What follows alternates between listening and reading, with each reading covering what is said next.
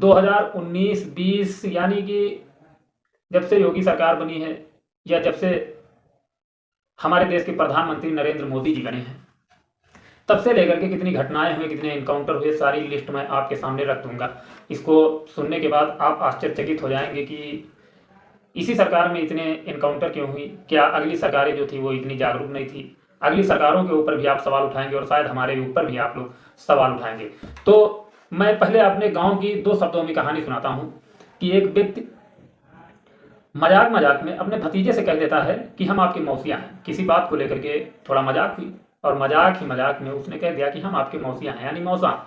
जब इतनी बात उसने कह दी तो भतीजा, आप समझदार हैं कि आजकल की युवा पीढ़ी के अंदर कितना जोश है, कितना गर्म खून है, गर्मी तुरंत पकड़ लेते हैं। तो उसी हिसाब से भतीजा थोड़ा झुल्लाहट में आ गया, गुस्से में आ गया और अपने चाचा के ऊपर उसने हाथ उठा दिया, 2 कंटाप उसको खींच खींच कर लगा दिया और इसी बात को लेकर के विवाद हो गया।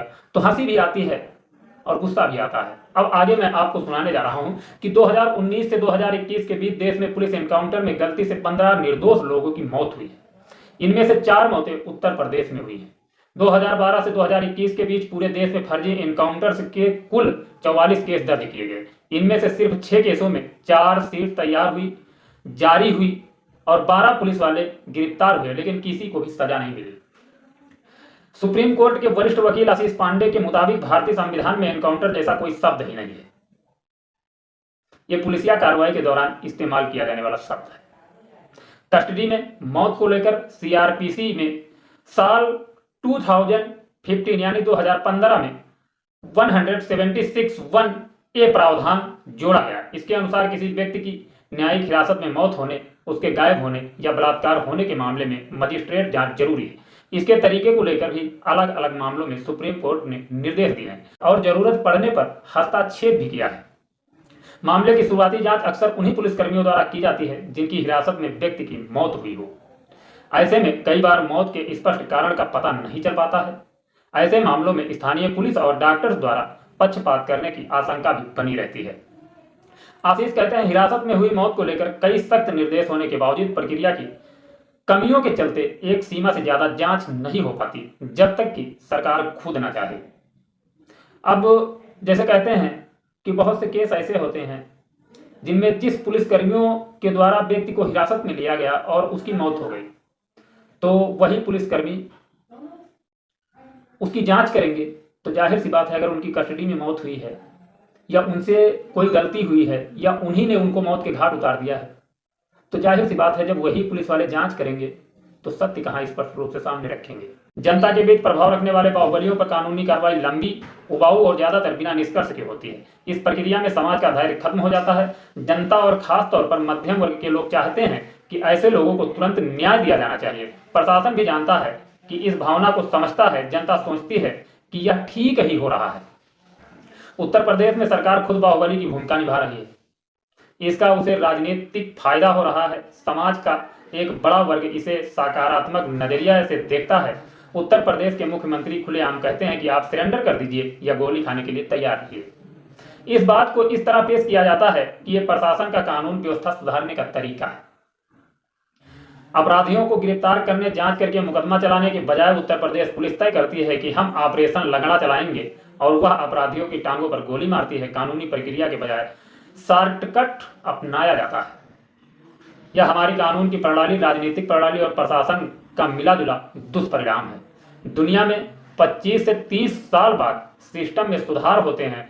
हमारे यहाँ आज तक न चुनाव सुधार हुए हैं, न पुलिस रिफॉर्म्स हुए हैं और न ही न्यायिक सुधार हुए हैं। हर सरकार, भले ही वह बहुमत की सरकार हो, एक लंबा दीर्घकालीन ब्लूप्रिंट बनाकर ये सुधार कभी नहीं करती। देश में राजनीतिक लोकतंत्र है। देश की सरकार का काम है कि वह सुधार के प्रयास करे। अब मैं आपको सिलसिलेवार तरीके से सुनाऊंगा कि किन किन लोगों का इनकाउंटर किया गया है योगी सरकार आने के बाद और किन किन लोगों की पुलिस कस्टडी में मौत हुई है। तो सबसे पहले शायद हम शुरू करें मुख्तार अंसारी से, लेकिन मुख्तार अंसारी की कहानी आप लोग खुद सुन चुके हैं, काफ़ी बार सुन चुके हैं।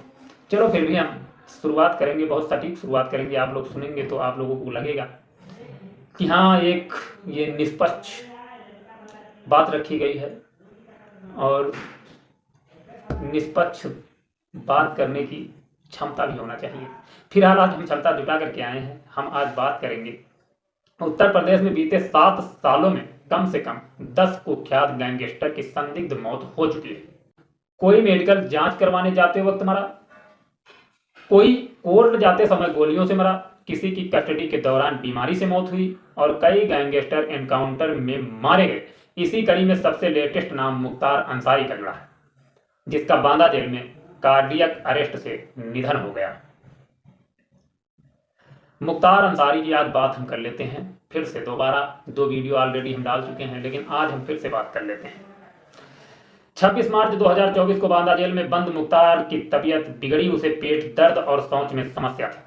सुबह करीब 4 बजे उसे बांदा के रानी दुर्गावती मेडिकल कॉलेज में भर्ती कराया गया और शाम करीब 6 बजे आईसीयू से छुट्टी दे दी गई।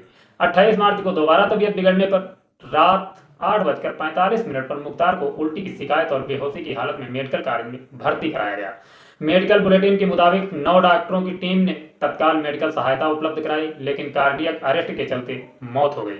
मुख्तार के बेटे उमर अंसारी ने आरोप लगाया है कि मुख्तार की हत्या की साजिश की गई और उनकी हत्या की गई। उमर ने मुख्तार के पोस्टमार्टम रिपोर्ट पर भी सवाल उठाए। मुख्तार के बेटे उमर ने पिछले साल अपने पिता को जान का खतरा होने का आदेश जताया था और सुप्रीम कोर्ट में याचिका दाखिल करा था। मुख्तार को बांदा जेल में मरने की साजिश हो रही है। मौत से हफ्ते भर पहले मुख्तार ने भी एक चिट्ठी में लिखा था कि 19 मार्च को उसे खाने में कुछ जहरीला पदार्थ मिलाकर दिया गया था, जिससे उसकी तबीयत बिगड़ गई थी। एक वायरल ऑडियो में मुख्तार अपने बेटे उमर से कह रहा है कि उसे 10 दिन से सोच नहीं हुई है, शरीर उठने की स्थिति में नहीं है। बांदा जिले के मुख्य न्यायिक मजिस्ट्रेट भगवान दास गुप्ता ने बांदा के एमपी एमएलए कोर्ट की मजिस्ट्रेट गरिमा सिंह को जांच अधिकारी नियुक्त किया और 1 महीने में रिपोर्ट देने को कहा। अब हम बात करेंगे अतीक अहमद के विषय में। 15 अप्रैल 2023 की रात 10:35 पर प्रयागराज के कालविन अस्पताल के बाहर 2 जीप रुकी। इनमें से अशरफ और अतीक अहमद उतरे। अगले 10 सेकंड में दोनों अस्पताल की तरफ बढ़ते हुए मीडिया से घिर गए। अशरफ ने बोलना शुरू किया, मेन बात यह है कि गुड्डू मुस्लिम, इतने ही शब्द थे। तभी एक शख्स पीछे से आता है और अतीक की कनपटी पर फायर कर देता है। अगले 16 सेकंड में दोनों पर 18 राउंड गोली चलाई जाती है। इसके बाद मीडिया पर्सन बनकर आए तीनों हमलावर हाथ उठाकर धार्मिक नारे लगाते हुए सरेंडर कर देते हैं। अशरफ का शरीर फौरन शांत हो गया, जबकि अतीक ने थोड़ी देर हरकत की और फिर थम गया। हमले के वक्त अतीक और अशरफ पुलिस कस्टडी में थे। उमेश पाल हत्याकांड में पूछताछ के लिए अतीक को साबरमती जेल और अशरफ को बरेली जेल से लाया गया था। एनकाउंटर की आशंका में सुप्रीम कोर्ट में याचिका भी लगाई गई थी। इस हत्या ने कई सवाल छोड़ दिए। अतीक पर गोली चलाने वाला लवलेश बांदा का, अरुण कासगंज का और सनी हमीरपुर का था। मर्डर के पीछे तीनों का कोई ठोस कॉमन मोटिव नहीं था। मीडिया पर्सन बनकर जाना, पुलिस की कम घेराबंदी, तुर्की मेड जिगाना पिस्टल, हत्या के बाद सरेंडर और धार्मिक नारे लगाना दिखाता है कि ये वेल प्लान्ड मर्डर था। हमलावर 20 सेकंड तक ताबड़तोड़ गोलियां बरसाते रहे, लेकिन किसी पुलिसकर्मी ने जवाबी फायर नहीं किया। सुरक्षित पकड़ लिया गया। हत्या की जांच के लिए 16 अप्रैल 2023 को एक न्यायिक आयोग बनाया गया। 11 अगस्त 2023 को उत्तर प्रदेश सरकार ने सुप्रीम कोर्ट को एक डिटेल्ड स्टेटस रिपोर्ट सौंपी, जिसमें बताया कि अतीक अहमद की हत्या में पुलिस का कोई फॉल्ट नहीं पाया गया। तीनों आरोपियों ने फर्जी आधार कार्ड से होटल में कमरा लिया और अपराध को अंजाम दिया। निष्पक्ष जांच में सरकार कोई कसर नहीं छोड़ेगी। अब बात करते हैं अतीक के बेटे असद अहमद के एनकाउंटर के विषय में। 24 फरवरी 2023 को उमेश पाल की हत्या के सीसीटीवी फुटेज में अतीक अहमद का बेटा असद गोली चलाता हुआ दिखा। यूपी एसटीएफ की प्रयागराज यूनिट को जानकारी मिली थी कि असद अहमद और एक अन्य शूटर गुलाम मोहम्मद झांसी या उसके आसपास कहीं छिपे हैं। एफआईआर के मुताबिक एसटीएफ ने दोनों को रोका, लेकिन वे कच्चे रास्ते पर गाड़ी रोककर भागने की कोशिश करने लगे। 1.5 किलोमीटर आगे जाकर उनकी बाइक फिसलकर बबूल के झाड़ में गिर गई। दोनों ने जमीन की आड़ लेकर पुलिस पर गोली चलाना शुरू कर दिया। पुलिस वालों ने जवाब में कुल 9 राउंड फायर किया। दोनों घायल हो गए और अस्पताल में उन्हें मृत घोषित कर दिया गया। एफआईआर के मुताबिक असद की बाइक सड़क से नीचे गिर गई। इंडिया टुडे की एक रिपोर्ट के मुताबिक ऊबड़ खाबड़ जमीन होने के बावजूद बाइक पर एक भी खरोच नहीं आई। यह भी सवाल उठा कि बाइक में चाबी नहीं लगी थी, बाइक पर कोई नंबर नहीं था। इससे जांच के दौरान बाइक के मालिक को पहचानना काफी मुश्किल हो गया। 30 सितंबर को यूपी सरकार ने सुप्रीम कोर्ट में अपनी स्टेटस रिपोर्ट सौंपी। असद और गुलाम के मामले में राज्य और मजिस्ट्रेट की जांच में पुलिस की कोई गलती नहीं पाई गई। इलाहाबाद हाईकोर्ट के पूर्व न्यायाधीश राजीव लोचन मेहरोत्रा की अध्यक्षता में बने न्यायिक आयोग की जांच वर्तमान में चल रही है। अब हम बात करेंगे विकास दुबे एनकाउंटर के विषय में।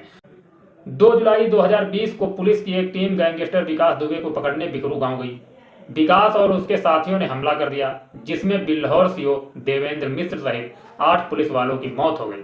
विकास फरार हो गया। विकास ने एक हफ्ते बाद मध्य प्रदेश के उज्जैन में महाकाल मंदिर में सरेंडर किया। मध्य प्रदेश पुलिस का कहना था कि उसने विकास को गिरफ्तार किया था। यूपी एसटीएफ के मुताबिक 10 जुलाई को विकास को उज्जैन से कानपुर लाया जा रहा था।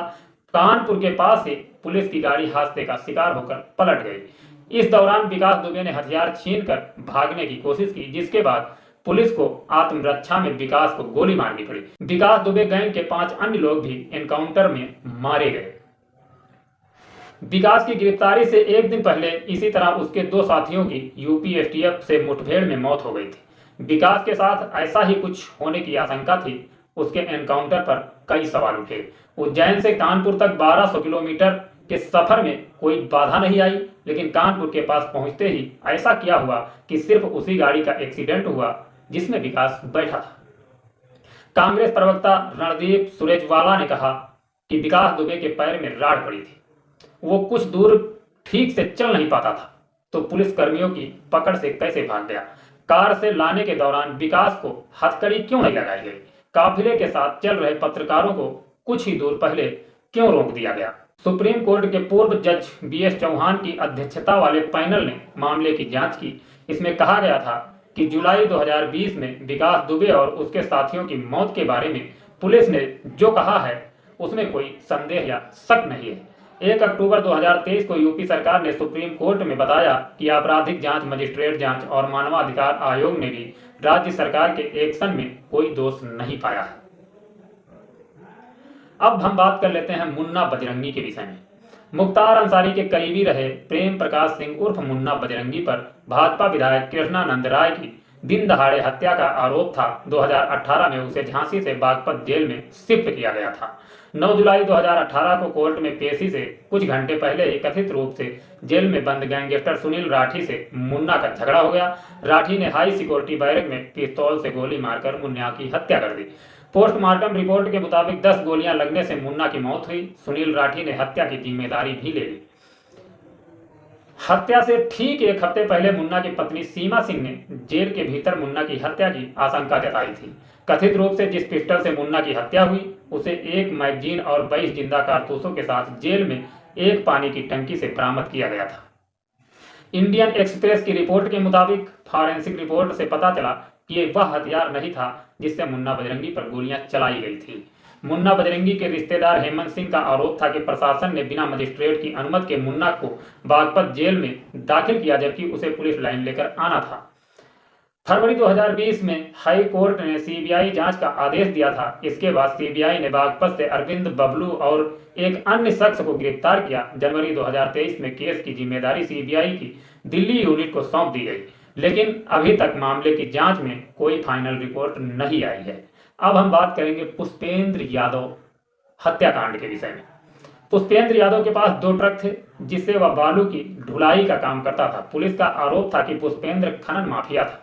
साल 2019 में झांसी के मोठ थाने के प्रभारी धर्मेंद्र सिंह चौहान ने अवैध माइनिंग के आरोप में पुष्पेंद्र का ट्रक जब्त कर लिया। करीब 1 महीने बाद 8 या 9 अक्टूबर की रात पुष्पेंद्र ने एसएचओ चौहान को मिलने बुलाया।